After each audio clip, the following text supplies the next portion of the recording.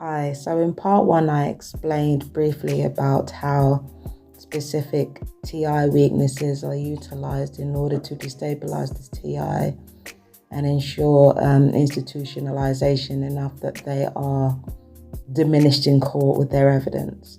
Now, in my particular case, I also pointed out that there are specific types of people that mirror my own life or mirror my own reality. Now, you might have noticed that I spoke about skin color and skin and how colorism enters the equation. The reason why this is important is because in accordance with racism, colorism and misogyny, there are still stereotypes that are associated with, I'm not darker skinned, but there is certain stereotypes that are associated with women like me.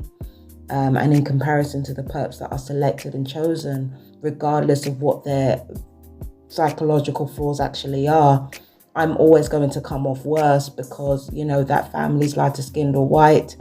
So sympathy can always be played on when they're the ones engaging in the reactive abuse.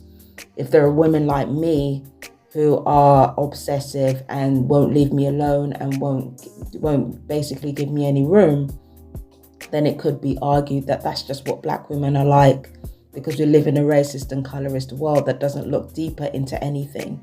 So this is why me talking about skin shade and race was so important, because racism and colorism is often used against the TI as well, especially when said TI is Black, or if you could be any other race with some racial bias, they will use that against you in order to facilitate the triggering against you. Now,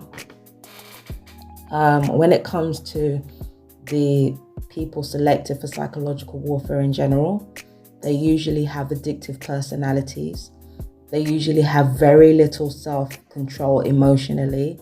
They usually have a lot of people on their side because narcissists usually have a lot of friends, or they usually have sociopathic tendencies. On a rare occasion, they could have psychopathic tendencies, but psychopathic tendencies are relatively rare amongst anybody, let alone amongst perps.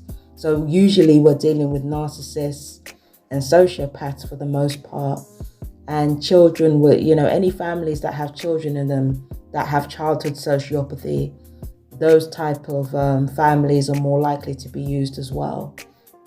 And the irony is that your reactive abuse is supposed to get you institutionalized, and yet mentally ill people are more likely to be used in your targeting.